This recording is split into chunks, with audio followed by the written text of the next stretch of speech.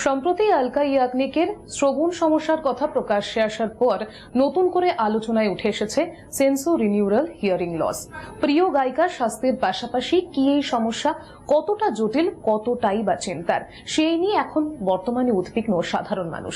আজকে এই বিষয় নিয়ে কথা বলবো। এই মুহূর্তে আমাদের সঙ্গে উপস্থিত রয়েছেন ইএনটি স্পেশালিস্ট ডক্টর বিশ্বরূপ মুখার্জি। এস নিউজে আপনাকে স্বাগত। না, আমি যে হিয়ারিং লস যে বিষয়টা নিয়ে কথা বললাম, সেন্সো রিনিউরাল, একদম প্রথমে সাধারণ ভাষায় একটু জানার চেষ্টা করব এই সমস্যাটা আসলে কি।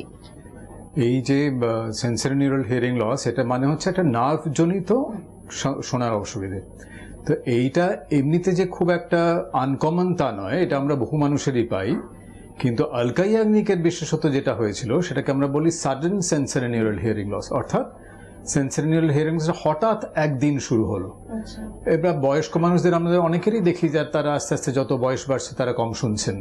সেটা একটা বয়সজনিত কম শোনা, সেটাও সেন্সরি নিউরাল হিয়ারিং লস, কিন্তু সেটা সাডেন নয়, সেটা ধীরে ধীরে, যাকে আমরা ইনসিডিয়াস বা জেনারেল বলি, সেইটা হয়।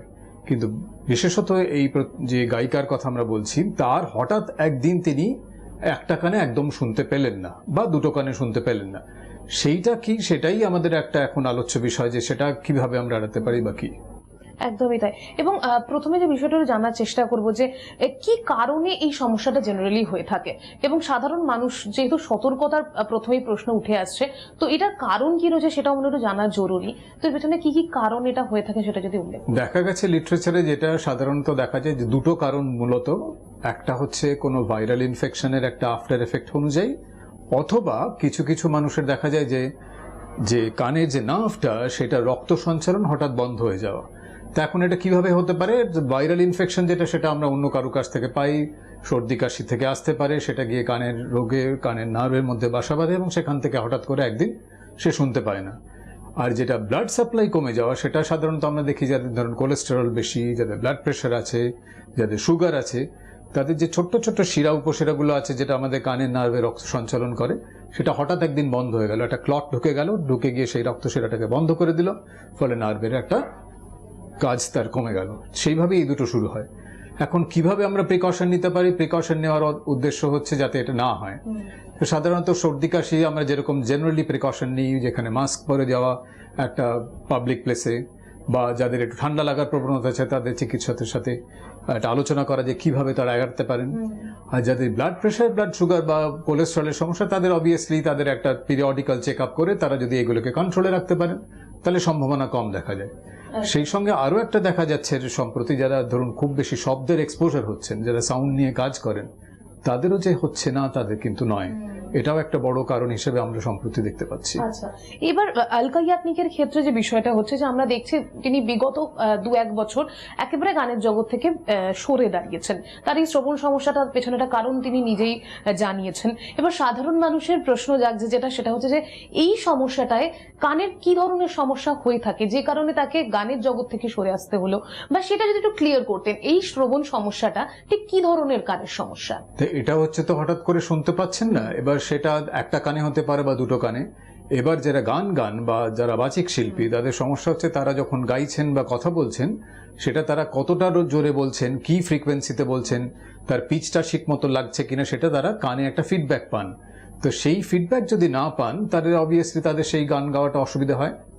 তো এখন কি হচ্ছে, যদি গান গাইতে গাইতে দেখেন যে তিনি যেভাবে গাইছেন বা তিনি ঠিক অপটিমাম যেটা গাইতে পারা উচিত সেটা গাইতে পারছেন না, তখনই সমস্যাটা হয়। এবং সেইটা উনি ফিডব্যাক পাচ্ছেন না বলে, ওনার কিন্তু গলায় কোনো সমস্যা নেই, উনি শুনতে পাচ্ছেন না বলেই ওনার একটা গানের যে আউটকাম সেটা উনি যথাযথ করতে পারছেন না।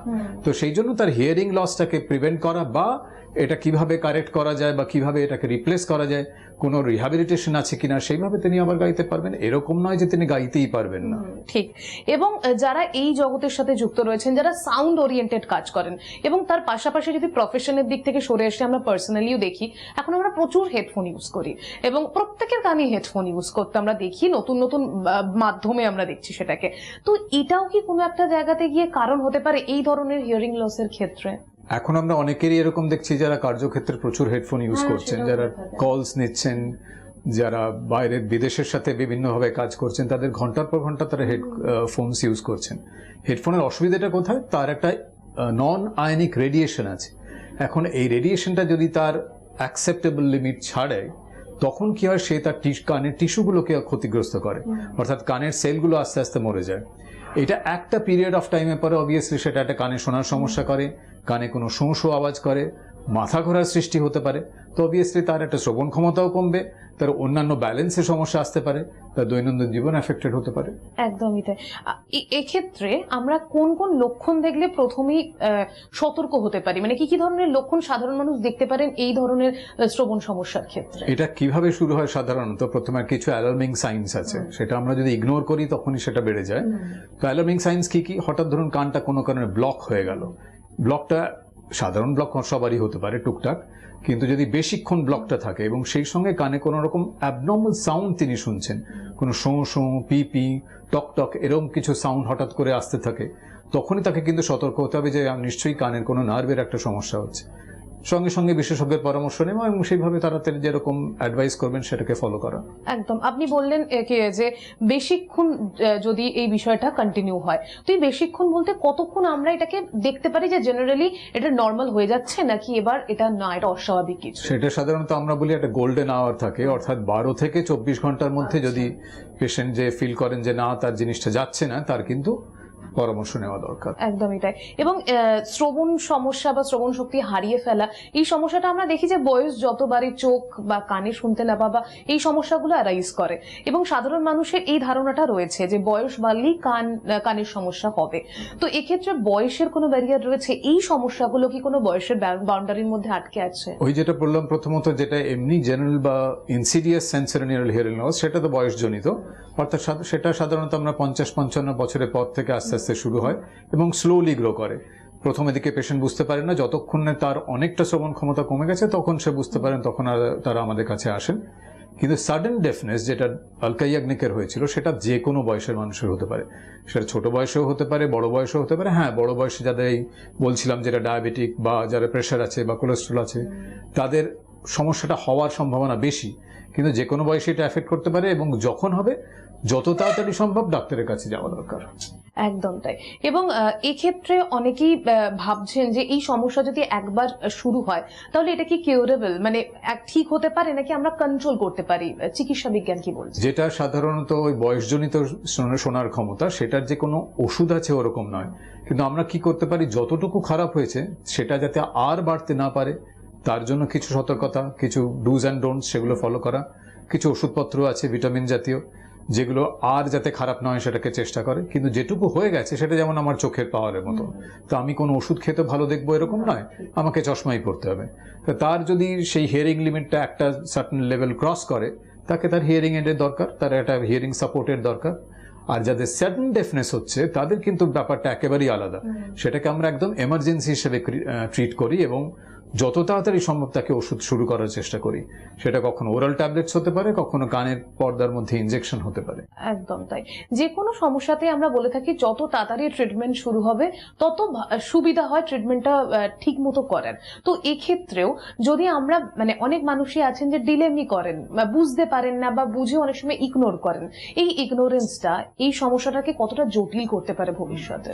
এখন যদি একজন পেশেন্ট ভাবেন, তিনি হঠাৎ করে কম শুনছেন, তিনি ভাবলেন তো আমার ঠান্ডা লেগেছে, আমার ঠান্ডা লেগে কানটা ব্লক হয়েছে সেই জন্য শুনতে পাচ্ছি না, তিনি বাড়িতে স্টিম নিতে থাকলেন, কিছু টুকটাক ওষুধপত্র খেলেন, কিন্তু তার যে আসল নার্ভের সমস্যা সেটা তিনি বুঝতে পারলেন না বা তিনি ডিলে করলেন। এবার সেটা যদি 6-7 দিনের বেশি দেরি হয়ে যায়, কিন্তু তার রিকভারির প্রসেসটা বা রিকভারির চান্সেসটা অনেক কমে আসে। আমরা বলি যত তাড়াতাড়ি সম্ভবের চিকিৎসা, অর্থাৎ 24 থেকে 48 ঘন্টার মধ্যে যদি ওষুধ শুরু করা যায়, তার শ্রবণ ক্ষমতা ফিরে আসার সম্ভাবনা অনেক বেশি থাকে। আর যদি দেরি হয় তাহলে কি আমরা পুরোপুরি মানে শুনতে না, মানে পাওয়ার ক্ষমতা হারানোর না, সেখানেও দেখুন কিছুটা চান্স থাকে তার রিকভারির আশা আছে। তো সুতরাং 7 দিন বাদে বা 2 সপ্তাহ বাদেও যিনি আসছেন তাকেও আমরা যতটা সম্ভব চেষ্টা করি। এরকমও আমরা আমাদের এক্সপিরিয়েন্সে দেখেছি, তাদের কিছুটা হলো, হয়তো 100% তার রিকভারি হলো না, কিন্তু কিছুটা অন্তত 30-40%ও যাদের অনেকটা রিকভারি হতে পারে। এবং তারপর যেটুকু হলো না সেটাকে তখন তিনি হিয়ারিং এড বা হিয়ারিং সাপোর্ট দিয়ে সেটাকে ম্যানেজ করতে পারেন। একদমই। ফার্স্ট প্রায়োরিটি যত তাড়াতাড়ি সম্ভব ট্রিটমেন্ট শুরু করা। এক্ষেত্রে আপনারা চিকিৎসা কিভাবে করে থাকেন? যখন কোনো পেশেন্ট এরকমই সমস্যা নিয়ে আসেন তখন আপনারা বোঝেন কি করে, কি পরীক্ষা রয়েছে এবং পরবর্তীতে চিকিৎসা প্রসিডিওর কি রয়েছে? তাকে তো প্রথমে আমরা ফিজিক্যালি এক্সামিন করি, অর্থাৎ কানের পর্দা দেখা হয়, কানে আমরা ক্লিনিক্যালি এক্সামিন করি তিনি কতটা শুনছেন, কেন কম শুনছেন, এটা কি পর্দাজনিত সমস্যা, পর্দার পেছনে যে মধ্যকর্ণ আছে তার কোনো সমস্যা, না অন্তঃকর্ণের সমস্যা? এই থেকে আমরা একটা আইডিয়া করি যে না, এটা হয়তো অন্তঃকর্ণেরই এবং নার্ভের সমস্যা। তখন তাকে একটা বেসিক টেস্ট বলা হয়, যাকে আমরা বলি অডিওমেট্রি। তো এই অডিওমেট্রিতে আমরা বুঝতে পারি হ্যাঁ এটা কি নার্ভের সমস্যা নাকি নয়। এবার যেই আমরা বুঝতে পারলাম যে এটা নার্ভের সমস্যা, তার পেছনে অন্য কোনো কারণ আছে কিনা সেটা খোঁজার চেষ্টা। তার জন্য আমরা একটা দুটো ব্লাড টেস্ট করি, কখনো সিটি স্ক্যানেরও প্রয়োজন হয়।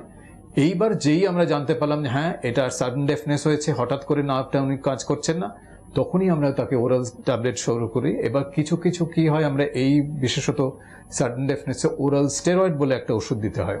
এবার কিন্তু যারা ডায়াবেটিক তাদের আবার ওরাল স্টেরয়েড দেওয়া মুশকিল, কারণ তাদের ব্লাড সুগার বেড়ে যেতে পারে। সেখানে আমরা অন্তঃকর্ণের মধ্যে অর্থাৎ কানের পর্দার মধ্যে দিয়ে একটা ইনজেকশন দেওয়ার চেষ্টা করি। সেটা সপ্তাহে 2 দিন করে 3-4টে দিই, যাতে রিকভারিটা হয়। একদমই তাই। এবং এই সমস্যা বা কানে যে কোনো সমস্যাকে এড়ানোর জন্য আমরা কি ধরনের মানে ঝুঁকি যাতে না থাকে কোনো রকম, কি ধরনের সাবধানতা অবলম্বন করতে পারি? একটা দুটো সাবধানতা খুব কমন, যেমন ধরুন ঠান্ডা হাওয়া। আমরা এই অনেকেই এখন এসি এক্সপোজার হয়, এই এসির যে ব্লাস্টটা সোজাসুজি যদি কানে লাগে তার একটা সমস্যা 1 নম্বর। 2 নম্বর হচ্ছে তার যদি কারো যদি সর্দি কাশি প্রবণতা থাকে তাহলে সেটা কারেক্ট করার চেষ্টা।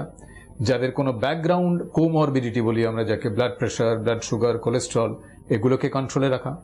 যাদের ধরুন এছাড়াও কিছু ইমিউনিটির সমস্যা আছে, তাদের এমনিতেই স্বাভাবিকভাবে ইনফেকশন হওয়ার প্রবণতা বেশি, তাদের কিছু ভ্যাকসিনস আছে যেগুলো নিলে তাদের সর্দি কাশি প্রবণতা কমে, সেগুলো নেওয়া।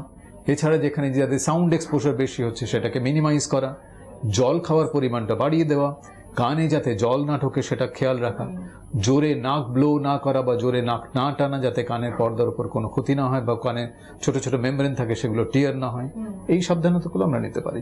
একদমই তাই। এবং এর পাশাপাশি এটা একটু জেনে নেবো যে অনেকেই তো সাউন্ড নিয়ে কাজ করেন, অনেকে আছেন হেডফোনটা ইউজ করতে হবে প্রফেশনের জন্যই, এবার তারা কি কি ধরনের সাবধানতা একটুখানি? তারা আমরা যেটা বলি যে একটা পিরিয়ডিক্যাল গ্যাপ দেওয়া। এই যে আপনি অনেকক্ষণ ইউজ করছেন, মাঝে মাঝে সেটাকে একটু খুলে রাখুন, অর্থাৎ মিনিট 10 হলেও তাকে যদি অফ করে রাখা যায়।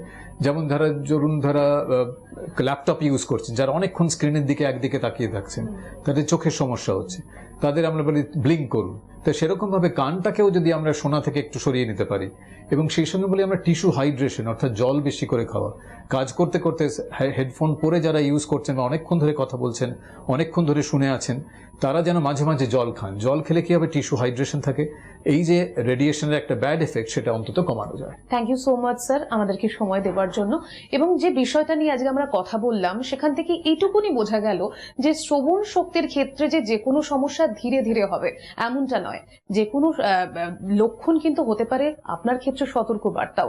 তাই যদি কোনো রকম পরিবর্তন আপনি দেখতে পান যেটা অস্বাভাবিক মনে হচ্ছে, সেখানে সে বিষয়টাকে একেবারে হালকাভাবে না নিয়ে দ্রুত চিকিৎসক বা যে কোনো বিশেষজ্ঞর পরামর্শ নিন, সেটা কিন্তু সব থেকে বেশি গুরুত্বপূর্ণ। ক্যামেরায় রানার সাথে রিয়া রিপোর্ট, এস নিউজ।